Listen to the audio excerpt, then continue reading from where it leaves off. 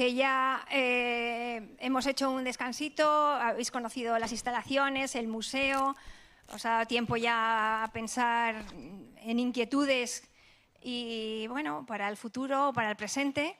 Y ahora vamos a dar paso a la siguiente clase, que la va a dar la doctora Fátima Al-Saur, que ya vamos a hablar de pues, cómo la inteligencia artificial se está convirtiendo en una herramienta para la toma de decisiones en salud. La gran cantidad de datos antes nunca imaginada está pudiendo ser almacenada, procesada y a través de la inteligencia artificial transformada en información para la toma de decisiones. La doctora Fátima Al-Saur es jefa de la Unidad de Bioinformática del Centro Nacional de Investigaciones Oncológicas, del CNIO, y va a ponernos en contexto todo el valor que tiene esta nueva herramienta en sanidad, en la salud. Gracias. Gracias, Chelo. ¿Me escucháis bien? Ahora, gracias, Chelo. A ver, voy a intentar no enrollarme mucho. Yo creo que, primero, muchas gracias a la Fundación Instituto Roche por la invitación y a todos vosotros también por venir este sábado lluvioso, a escucharnos aquí. Bueno, se me ha mencionado varias veces, voy a intentar resumir en qué situación está actualmente la inteligencia artificial para su aplicación en medicina, con un fin de investigación, pero también con un fin asistencial. Y eso es un poco lo que voy a intentar hacer en esta pequeña charla voy a ser rápida. Más dibujitos. Esto es hace más de 15 años en el New Yorker, lo mismo, presentaron el futuro, ¿no? Que ya no es futuro, es en cierto modo un poco el presente que hemos visto en estas charlas. La idea de que tienes tu genoma y te pueden diagnosticar o te pueden tratar o te dan el fármaco adecuado según cómo tienes ese perfil. Y bueno, yo creo que ya no es tanto un futuro, hemos visto que eres un poco el presente. Entonces quería daros un contexto, nos han puesto un vídeo estupendo contando un poco la idea de cómo se inició y por qué esta medicina personalizada de precisión.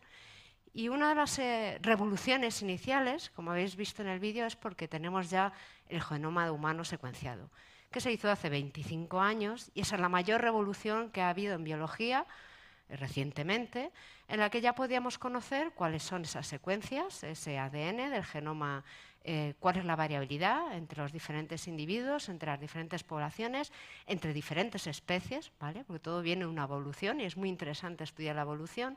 Y existió durante todos estos años diferentes proyectos que nos han ayudado a entender esa variabilidad, esas mutaciones que nos han explicado muy bien en qué consisten y cómo se relacionan con enfermedades, especialmente en oncología, y cómo además la tecnología, es decir, las máquinas de secuenciación, nos permiten además tener cada vez más datos y cada vez más secuencias para entender mejor a nosotros mismos, pero también la relación con las enfermedades. ¿Y dónde estamos ahora? Pues ya tenemos esos datos, ya tenemos información biológica. No sabemos ni la mitad de lo que hace, ¿vale? Yo creo que han sido muy positivas mis compañeras en las charlas, pero es verdad que todavía no sabemos muy bien descifrar ese genoma humano. Sabemos algunos genes, qué implicaciones tienen esas mutaciones en esos genes, pero no sabemos muchísimo de lo que hace realmente dentro de la célula y en diferentes contextos. ¿Y cómo podemos saberlo? Pues analizando esos datos. ¿Y dónde estamos ahora? En esa gran revolución del Big Data, que ya llevamos unos cuantos años, pero ahora ya estamos en esa revolución de cómo extraer de esos datos que tenemos, biológicos, clínicos y de otro tipo de datos, cómo podemos extraer información que eso repercuta en revolucionar lo que es la medicina. Es la medicina de precisión, que es un poco el futuro, pero ya el presente. ¿Cuántos de vosotros sabéis qué es la bioinformática? ¿Lo ha escuchado, lo ha oído, aparte de esta charla? Yo conozco ya 2 aquí, pero 3, 4, bueno, no está mal, 5 personas que conocen la bioinformática. Yo lidero un grupo de bioinformática en el CNIO y la bioinformática es una nueva o no tan nueva disciplina que lo que mezcla o que lo que combina es la informática con estadística, matemática, algoritmia, para intentar analizar datos de biología, no solo molecular, sino biología en general. ¿Qué es lo que hacemos en la bioinformática? Y esto está aquí un poquito más abajo. Nosotros desarrollamos métodos, programamos, nuestro laboratorio es in silico, sin drive. Nosotros estamos en una mesa, enfrente de un ordenador, en el que desarrollamos metodologías, desarrollamos bases de datos, para intentar que esos métodos den sentido a los datos que estamos obteniendo, ¿vale? ¿Y qué significa? Pues lo que nosotros estamos buscando es que de manera informática y a partir de esos programas, todos esos datos, todas esas millones de secuencias que tenemos de diferentes individuos, pacientes o especies, podamos extraer una información para que tenga una utilidad para entender mejor o ampliar el conocimiento biológico, pero sobre todo ahora que estamos aquí en las jornadas de medicina personalizada, para que tenga una utilidad clínica. Y esta gráfica, que es una sorpresa, que no la hemos visto, es más antigua, que siempre se ha ido enseñando, un poco cuánto costaba antes secuenciar el genoma. Es decir, en el año 2025, cuando se secuenció el genoma humano, costaba casi 100 millones de dólares. Casi no, unos 100 millones de dólares. Actualmente, como ha dicho Ana, por 250 euros ya se puede secuenciar un genoma completo. ¿Cuál es el gran problema? El análisis de los datos. Ahora lo costoso no es secuenciar el genoma, ahora lo costoso es analizarlo, no solo en su gestión del dato de almacenamiento de una manera segura, mantener la privacidad, sino el desarrollar esas metodologías, tener infraestructuras computacionales y sobre todo la gente. Porque yo vengo a dar una charla para intentar que de al menos de 5 que saben qué es bioinformática, al final todos sepáis lo que es y que 15 quieran ser bioinformáticos en el futuro. O sea que ese es mi fin. Necesitamos gente que sepa analizar esos datos. Necesitamos la infraestructura y necesitamos esos datos, pero sobre todo es la gente. ¿Qué tenemos ahora, por ejemplo, en España? Y esto es, necesitamos esa infraestructura. Nosotros tenemos el supercomputador en España, en este caso en Barcelona, en el Barcelona Supercomputing Center, tenemos el Mare Nostrum, que es un supercomputador, el más potente de Europa, con centenares de miles de GPUs, porque tienen muchísimas, tienen un computador cuántico y lo que se dice es uno de los centros o supercomputadores más bonitos, porque está alojado en una antigua capilla. Es un sitio precioso que además acoge visitas de estudiantes, que os animo a visitar, y es una de las capacidades de infraestructuras que necesitamos, no solo de almacenamiento, sino de análisis, para investigación, no solo de salud, sino también para estudio de clima u otro tipo de propósitos de investigación. ¿Qué es un laboratorio de bioinformática? En el CNIO. Este es el laboratorio cuando no hay nadie. Bueno, había una despistada, dos ahí. Este es mi laboratorio.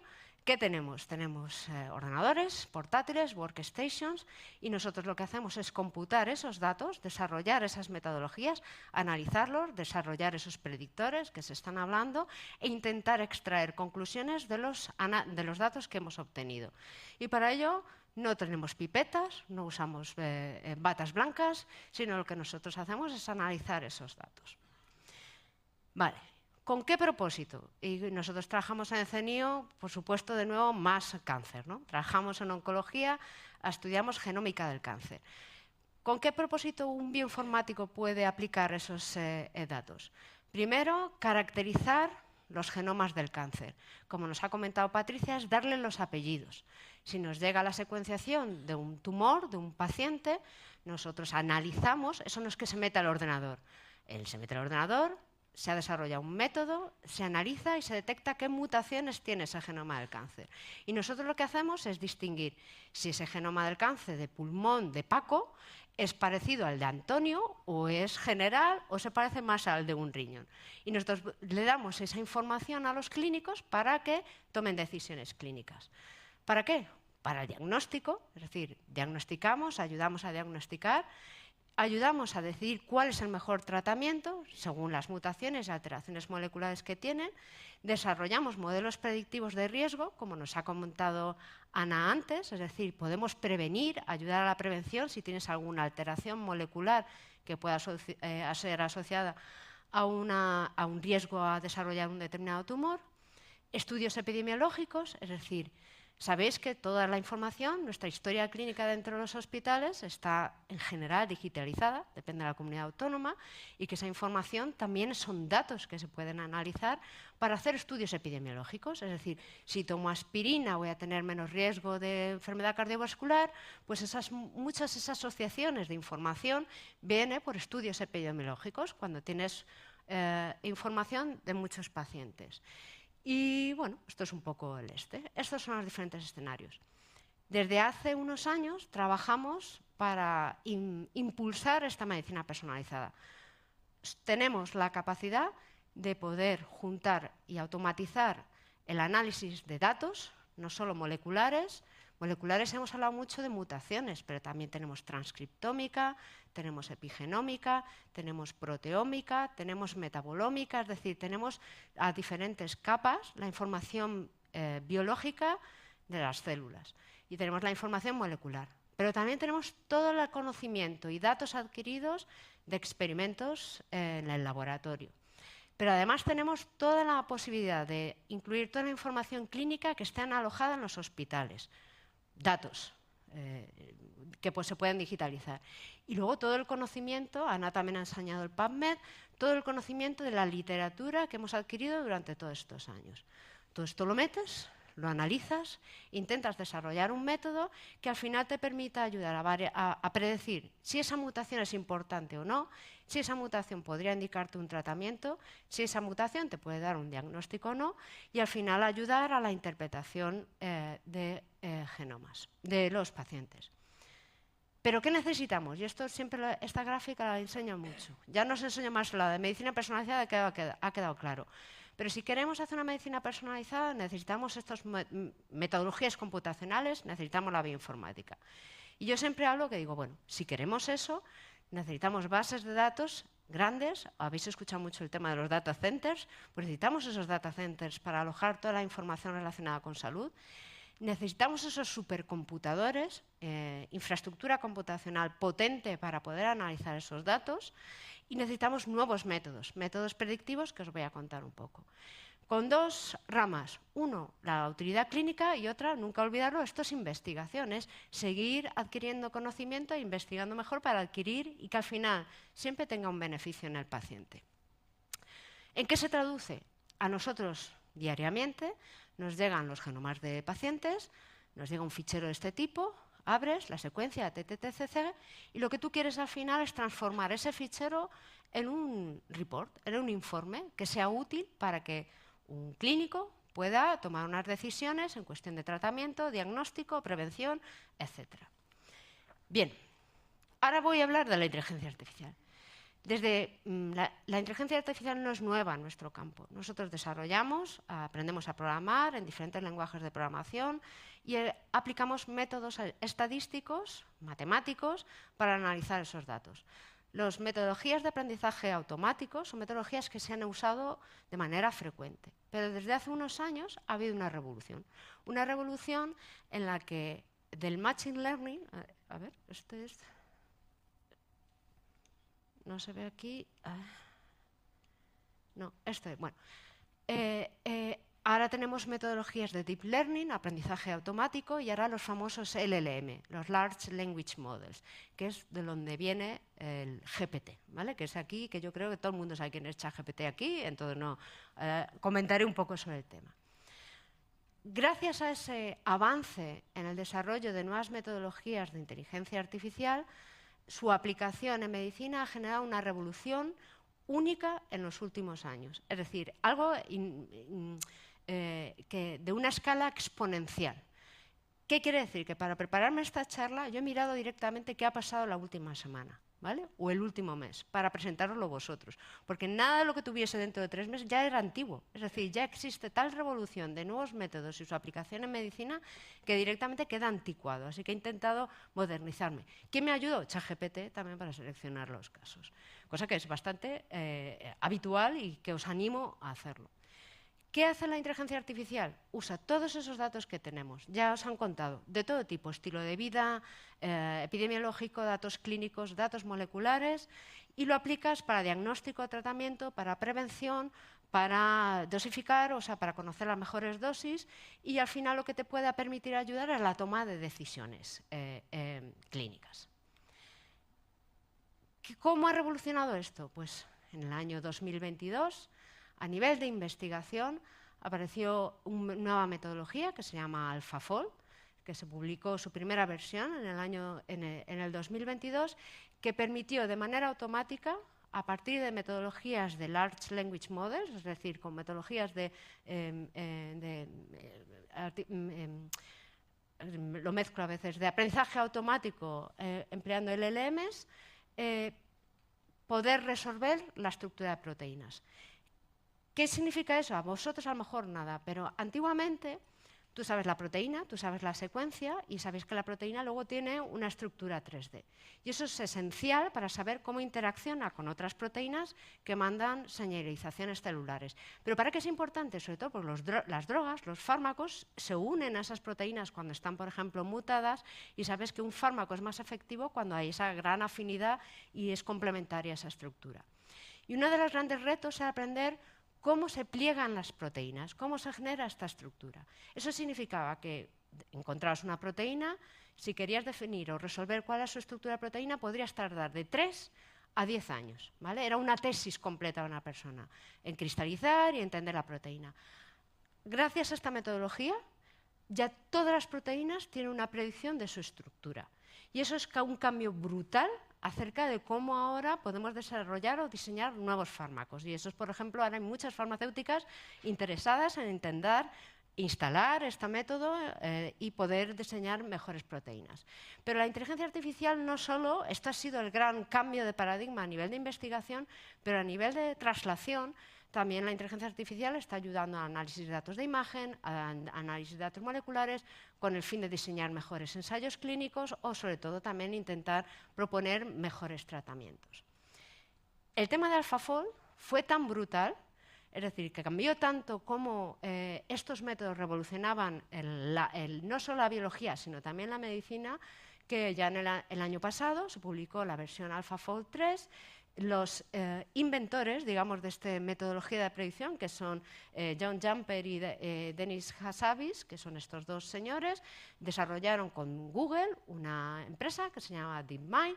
Se les dio el año pasado una mención especial como los pre-Nobel Prize para Estados Unidos, y efectivamente, que el año pasado hablábamos, digo, yo creo que le van a dar el Nobel. Pues les dieron el Nobel. En el año pasado, a Hassabis, Jumper y a David Baker por su trabajo en el diseño, en el entender el diseño de las proteínas, como el diseño de metodologías, estas tres personas han desarrollado o han ganado el premio Nobel, que son biólogos computacionales, que son bioinformáticos. La primera vez en la historia que gente trabajando en biología computacional pueden generar, en bastante jóvenes, ¿vale? Cosa en general, bueno, no tanto ya, pero puedes hacer un impacto a nivel biológico y clínico. Y ahora voy a entrar un poco en... ¿Alguien conoce a este señor? Eric Topol, otro también ya, tampoco tan joven. Bueno, pues este es un cardiólogo estadounidense, gurú y promotor del uso de la inteligencia artificial en medicina. Y es un influencer, vamos a decir, digamos, creyente de cómo ayudar a que la inteligencia artificial no tenga tantos trabas para su incorporación en su uso clínico.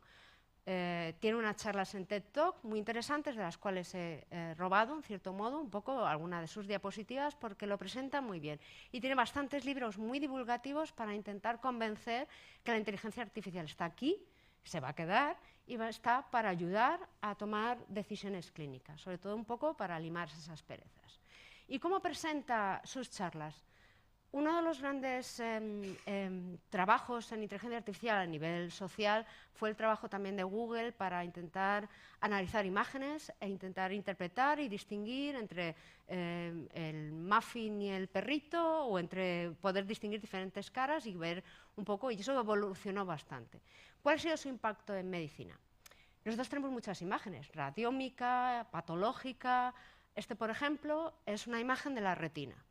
Y entonces una de las grandes preguntas que él presenta en su charla es decir, un médico oftalmólogo ve esta imagen y dices, bueno, me tienes que decir si es de un hombre o una mujer. Pues, ¿cuál es la probabilidad de acierto?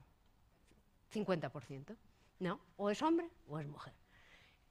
Cuando tienes la visión máquina, es decir, cuando introduces esta imagen dentro de un método de inteligencia artificial, pues lo que se vio es que la metodología automática con aplicaciones de inteligencia artificial podría automáticamente, tras haber sido entrenado con muchas imágenes de información de retina, de datos de retina, de imagen de retina, podía predecir con un 97% de accuracy que era una mujer. ¿Y por qué esto es tan relevante? Porque dices, bueno, este tipo de metodologías que puedo usar para el diagnóstico o para conocer mejor los datos a partir de algo que un humano no puede hacer, puede ayudar especialmente, uno, a facilitar y acelerar el proceso en el diagnóstico, pero también para reducir los errores. O sea, algo que comenta mucho Eric Topol es que esto es importante porque los clínicos fallan, porque son seres humanos y también fallan. Si pudiésemos usar metodologías que puedan reducir ese error, podemos probablemente ahorrar, no solo proporcionar un beneficio al paciente o a los individuos, sino que ahorrar muchas miles de vidas. Es decir, hay mucha gente que fallece por errores médicos. Si esto viene también complementado, va a ser una ayuda para también hacer esa reducción. Bueno, pues ¿qué podemos extraer de la retina? De la retina, si ha sido entrenada y tú tienes información clínica de esos pacientes con esa imagen de su retina y sabemos qué información de comorbilidad, es decir, qué otras enfermedades pueden padecer, puede venir un nuevo paciente, tener esta imagen de retina y existe ya, todo esto son papers publicados que asocias que dependiendo de la imagen de tu retina te pueden dar información acerca si tienes diabetes o enfermedades cardiovasculares o Parkinson u otro tipo de información. Es decir, cosas que el ojo humano no ve, tú ves una retina, la máquina puede decirte que probablemente tengas una predisposición o más riesgo a desarrollar determinadas enfermedades. Pero esto no es solo con imágenes de retina. Información de electrocardiogramas. No solo te puede decir si tienes algún tipo de afección cardiovascular, sino que te puede dar información de otro tipo de enfermedades. Es decir, ese patrón, porque lo que hacen las máquinas de estas metodologías es identificar patrones. Ese patrón que uno no ve, que está entrenado como un ser humano a ver si tienes un problema cardiovascular, hay patrones que te pueden indicar otro tipo de enfermedades. Y no solo eso, con el electrocardiograma, sino a la revolución, rayos X. Con rayos X no solo puedes ver si hay un tumor o no puedes ver un tumor, sino puedes entender hasta, esto es en el Lancet Digital, esto es una revista muy importante, ya hace ya unos cuantos años, puede incluso distinguir de qué raza es este individuo, o sea, con cosas que realmente no crees que podrías identificarlo. Y no solo esto, y esto es, por ejemplo, nos ha comentado Patricia, que es muy importante entender el tejido, tienes un tumor o cualquier otro tipo de enfermedad, haces la histología, intentas entender qué tipo de células están alteradas, sino que ya simplemente con la imagen que obtenemos de estos, de los digital pathology, de la información histológica, podemos saber incluso qué mutaciones, no necesito, este se ha ido para atrás, a ver, no hace falta a veces, y esto está todavía en desarrollo y en investigación. No hace falta a veces ni siquiera secuenciar. En muchos casos, con la imagen del tejido, teniendo muchísimas imágenes de esos tejidos, entrenando el modelo y validándolo, puedes presentar una nueva imagen, decir, pues yo creo que dada la histología y la estructura de esta imagen, probablemente este paciente sea portador de esta determinada mutación. Eso cambia radicalmente las cosas. Es decir, ahora hay datos que se pueden usar para dar muchísima más información que antes no te daba. Y si esto, y esto es de este año, lo acoplamos a un chat GPT, directamente un clínico ahora puede subir esa imagen y decir, dime qué es, por ejemplo, y dame información del diagnóstico o distinguir qué información me está dando esa imagen. ¿Vale? Ya directamente te va a ayudar a interpretar, hay patólogos que van viéndolo, no es sustitutorio, eso es importante que vamos a hablar, sino que te va a ayudar a entender qué te está diciendo esta imagen y distinguir un tejido sano de un tejido enfermo, que ese es el gran reto. Y esto es algo muy polémico, ¿vale? Que lo habréis escuchado sobre todo también en las noticias, y lo importante y lo precavido que hay que ser al usar, por ejemplo, ChatGPT. Todo se publicó creo que hace 3 años, y es una madre que tiene un hijo que tenía una enfermedad rara, ¿vale? y que durante años, durante más de 3 años, fue yendo a especialistas y no eran capaces de diagnosticar. No eran capaces de diagnosticar la enfermedad de su hijo porque era multifactorial, vamos a decir, cansancio, falta de crecimiento, dolores musculares, etc.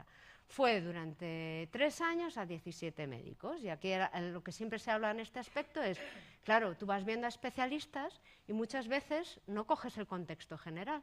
Bueno, pues la madre se publicó ChatGPT hace un par de años, en la primera versión, no el 5, metió toda la información que tenía sobre su hijo y ChatGPT lo que le indicó es que probablemente tenía un síndrome de médula anclada, que no sé ni lo que es, pero bueno, aparentemente es que la médula espinal no se separa bien del tejido que le rodea y por tanto eso dificulta la movilidad a este crío.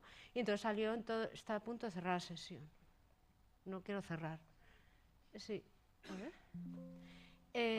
Ya es hora, claro que es. Salieron los médicos porque claro, la mujer ya digo, mira, ya ChatGPT me ha ayudado, pero esto indica mucho, es muy peligroso, ¿vale? Es muy peligroso usarlo si no tienes luego un conocimiento. Lo ideal sería también comentarlo con tu clínico. Y a raíz de esto, ya no. Sí, ahora sí. A raíz de esto, pues ahora hay muchísimos estudios que relacionan las diferentes versiones de GPT. Ahora estamos en la GPT-5, este es un artículo del año pasado, publicado en New England Journal of Medicine, que es una de las revistas con más factor de impacto en el campo médico. Tienen ya una especial inteligencia artificial, ¿vale? En New England tiene especial inteligencia artificial, lo que hablaban es que el uso del GPT-4 puede mejorar el diagnóstico de enfermedades complejas y siempre lo comparan con respecto a un humano. Y esto es algo muy crítico, porque he dicho, el hecho no hace falta que sea mejor, sino simplemente que colabore y ayude y que además asista en esa mejora del diagnóstico. Pero que es importante que cuando tú me das la historia clínica de un paciente, GPT-4 en este estudio lo que demostraba es que era capaz de diagnosticar enfermedades complejas con un porcentaje en principio mejor que el pobre clínico que estuvo testado ahí con respecto al GPT-4. Perfecto, estamos haciendo investigación, esto no se usa en la práctica clínica, no está testado, no está validado, lo único es tenemos que testarlo.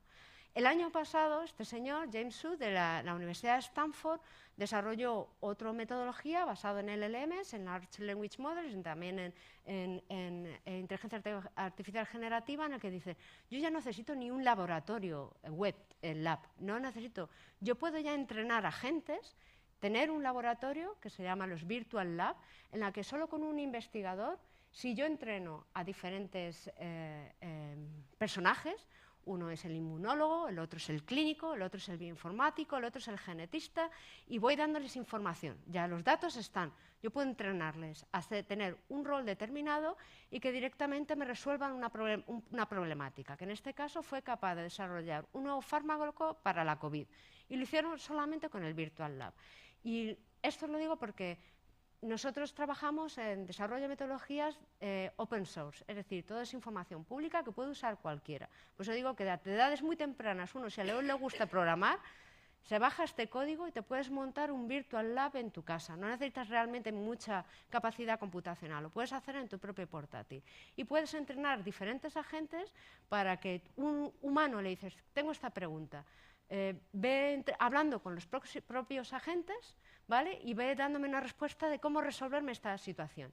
Y luego haces meetings. Entre ellos van dándose feedback para ver, pues mira, yo esto no lo he entendido bien, me lo puedes explicar tú, y así vas haciendo una determinada labor. Tú lo único como humano tienes que decir, yo tengo esta problemática, te voy a preguntar bien y quiero que me la respondas.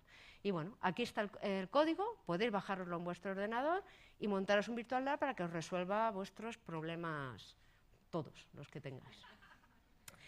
Ejemplos que he hecho estos días, ¿vale? Le pregunté a ChatGPT y dije, dame 4 ejemplos muy recientes del uso de inteligencia artificial en entornos clínicos, ¿vale? Ejemplos que están más o menos en desarrollo, ¿vale? O implantación. Uno, el importante, como comentaba Ana, prevención, detección temprana de enfermedad, inteligencia artificial para asistencia virtual, para el diagnóstico temprano, para dosificar quimioterapia, otro que es el que estamos haciendo en el CNIO, que os voy a contar un pelín, y un poco algo que no sea solo cáncer, ¿vale? Que hemos hablado de cáncer porque nos han buscado a 3 que trabajamos en cáncer, pero es verdad que cáncer es pionero un poco en demostrar que la medicina personalizada puede funcionar, pero es bastante más universal y global. Primer ejemplo, publicado hace un mes o 2 meses. El Imperial College en Inglaterra desarrolla un estetoscopio, es decir, en la universidad desarrollan un estetoscopio inteligente que acoplado, un clínico está mirando, acoplado con electrocardiogramas, te puede identificar si puedes tener una insuficiencia cardíaca. Es decir, no solo se lo dejas al propio clínico que pueda interpretarlo, sino que además el estetoscopio inteligente vuelca esos datos y te puede, de una manera temprana, identificar si tiene algún problema. ¿Cuál es la ventaja? No sustituye al clínico, sino que ayuda, interpreta de una detección temprana de la enfermedad. Segundo ejemplo. En el Cedars-Sinai Medical en Estados Unidos. Lo que han hecho es toda la información de la historia clínica de estos pacientes, puedes desarrollar una metodología como un asistente virtual en el que hace ya directamente el triaje. Entras, encuentras la información y dices, bueno, tú tienes un riesgo a desarrollar una predisposición a desarrollar una determinada enfermedad o no, y a lo mejor tienes que visitar a tu médico. Es decir, se salta toda la parte de ambulatorio y directamente ya te da la información. ¿Cuáles son los riesgos? Y esto es lo que luego podemos ver en el debate.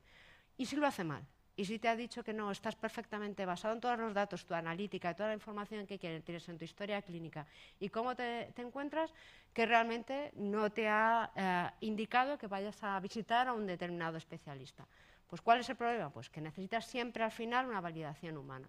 Pero en cierto modo esto sí que ayuda al clínico porque libera una carga administrativa. Para que no me quiero enrollar. Vale. Producción española. En la Universidad de Vigo, ellos tienen acoplado a colonoscopias de manera automatizada, a través de una colonoscopia y el análisis de la imagen puede predecir si uno tienes pólipos y si esos pólipos tienen una predisposición a ser maligno y es una forma de detección temprana de cáncer colorectal. Esto ya está en marcha, se está testando en diferentes hospitales. Gemelos digitales, otro gran ejemplo que está en explosión actualmente. Un gemelo digital es una forma sintética de decir, ¿y si yo tengo todos los datos tuyos, moleculares, clínicos, de información, metabolómicos, qué comes, toda la información monitorizada de tu reloj inteligente, y yo te hago un tú, pero digital? Y ahora yo te hago pruebas. Digo, hombre, si te doy esta aspirina, ¿te va a sentar bien? ¿Te va a sentar mal? Pues esto es lo que se está haciendo, es lo que se llama los digital twins, que es un poco ciencia ficción, pero no tal del todo. Y en este caso, por ejemplo, desarrollaron gemelos digitales para pacientes con tumores que podrían, de alguna manera, testar y validar si una determinada dosis es tóxica o no tóxica. Y de alguna manera ayudaba a los clínicos a elegir... Espérate, que es que tengo una oreja pequeña aquí. A elegir cuál eran las dosis más adecuadas. Pues esto acoplado con una guía clínica y los clínicos asociados le ayudaron a que un 97% de los pacientes con esta información digital podía recomendar a su dosis. Genómica. Imaginemos que tenemos los datos moleculares de todos estos pacientes y podemos de alguna manera ayudar al tratamiento. Pues os cuento ya, esto es por venderlo, ¿qué es lo que estamos haciendo en el CNIO? Nosotros estamos caracterizando metástasis cerebrales. Como podéis imaginar, hay pacientes de cáncer, desarrollan un tumor primario y en muchos casos desarrollan una metástasis, hueso, tal, en otros órganos, pero desafortunadamente muchos de ellos desarrollan metástasis en el cerebral. Esto tiene un gran impacto, primero porque no solo calidad de vida y la falta de tratamiento, sino que está muy relacionado a una peor supervivencia, ¿vale? Básicamente, la mayoría de los pacientes fallecen de una manera temprana. ¿Qué es lo que estamos haciendo en este estudio? Estamos coleccionando cirugías en 22 hospitales en España, cirugías de esas metástasis cerebrales, estamos caracterizando molecularmente para ver qué mutaciones tiene, con las metodologías bioinformáticas que desarrollamos, somos capaces de decir, bueno, según tu información molecular, te puedo clasificar que tú vas a responder a un determinado tratamiento.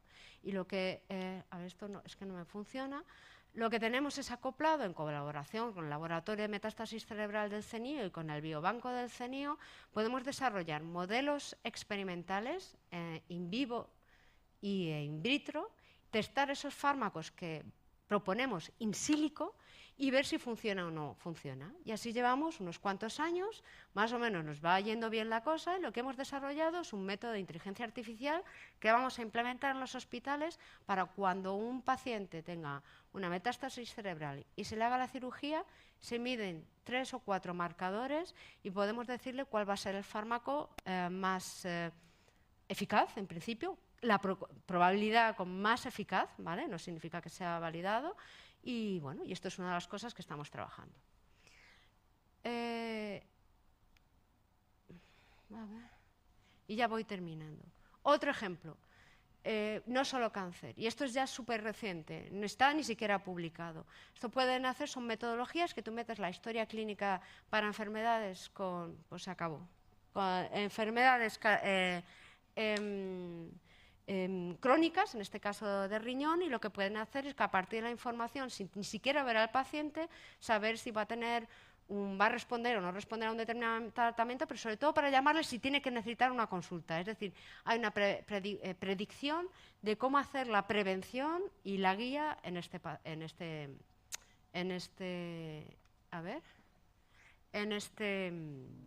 enfermedad. ¿Y qué quería contaros luego después?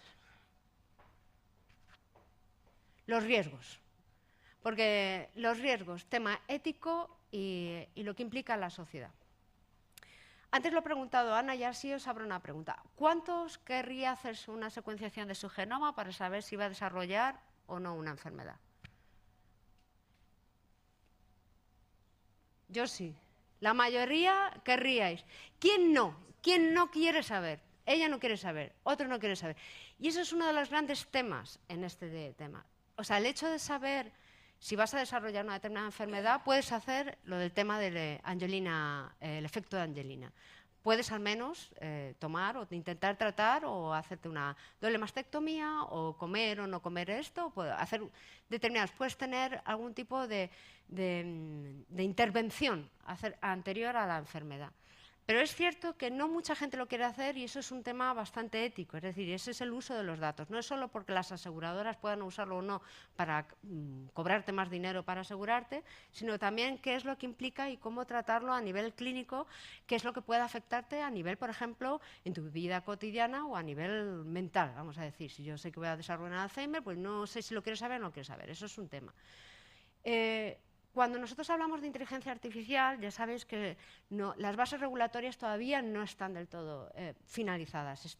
Hay varios comités a nivel europeo, a nivel internacional, que intentan definir para qué y cómo y qué se debe usar para la inteligencia artificial. ¿Por qué? Porque lo que se sabe es que la inteligencia artificial usa los datos. Los GPT, el GPT-5, que era lo que os iba a presentar ahora, hay un estudio publicado ya hace 2 semanas en el que fallan. Es decir, si yo ahora ese estudio que yo meto en la historia clínica de un paciente y quiero que me diagnostique la enfermedad, si tú eso se lo presentas al mismo modelo de GPT 3 veces el mismo paciente, termina alucinando. Eso lo habéis escuchado. Los GPTs alucinan, es decir, llega un punto que tienen que dar una respuesta, sea cierta o no sea cierta. Y cada vez son más convincentes en el texto. Vosotros usáis ya el GPT-5 y dices, joder, qué bien me lo ha hecho, el trabajo está estupendo, vamos, increíble. Pero tiene una parte que es muy importante que probablemente puede alucinar. Cuando no sabe la respuesta, siempre te va a dar una respuesta. Y es muy importante entrenarlo con información o con preguntas adecuadas. Y sobre todo decirle, no me mientas. Si no lo sabes, es muy importante que le digáis eso. No me mintáis. Entonces, bueno, ahí hay una parte en la que ahora se está viendo que realmente para los GPTs no está funcionando bien. Y otro de los grandes temas a nivel ético son los sesgos. Ya se ha entrenado con todos los datos posibles, ya no hay más datos. Data centers, todo el Open Mind, todo esto, ya no hay más datos. Ahora el problema es el sobreentrenamiento con esos datos. Y eso es un problema grave porque si los datos son todos relacionados con hombres blancos, heterosexuales, pues la información que los sistemas de GPT te van a dar van a estar aplicadas para esos hombres blancos heterosexuales. Y eso significa que hay sesgos tanto de raza, tanto de género, para incluso las decisiones o tomas que se puedan hacer. Y eso es muy importante conocer. Y el segundo punto, porque yo ya no... ¿He perdido la charla? Vale, he perdido la charla. El siguiente punto es lo que hemos hablado de la formación, y era porque ahí ahora os quería convencer para que seáis muy informáticos. La toma de decisiones clínicas, hay que formar a los que toman las decisiones clínicas. Y para ello, es lo que hemos hablado, es ya en las decisiones clínicas normalmente no se lo hace una persona de manera individual, aunque muchas veces sí, en tu soledad tomas esa decisión. Es importante un equipo multidisciplinar. Ya te tiene que llegar información de otros lados. Incluye también a ingenieros e ingenieras, matemáticos, físicos, químicos, informáticos, estadísticos y biólogos y biólogas y clínicos. Es decir, existe todo tipo de disciplinas científicas y no científicas, también humanas, que serán importantes para la toma de decisiones. Y para eso requiere una formación. Y cuando hablo de la bioinformática, en nuestro laboratorio tenemos de todo tipo de este tipo de gente. Podéis venir de diferentes grados, médicos, médicas, de cualquier grado, porque al final, si lo que te interesa y te gusta la programación, te gusta la interacción con ordenadores y acelerar el proceso en el estudio del conocimiento de determinadas enfermedades, desde luego es la profesión del futuro. Porque básicamente ahora hay una potencialidad para desarrollar cualquier metodología y aplicarla. Lo único que necesitas es cierta creatividad. Es decir, esto no está resuelto, ¿cómo lo puedo resolver? Y aplicar métodos de manera diferente. Y eso os animaba. Os animaba a ver Gattaca, que es otra película que si menos mal, pues la habéis visto, que otra, dependiendo del género, que tiene ya unos cuantos años, este sábado de lluvia. Y nada, daros las gracias a todos por escuchar. Y ahora entramos en el debate.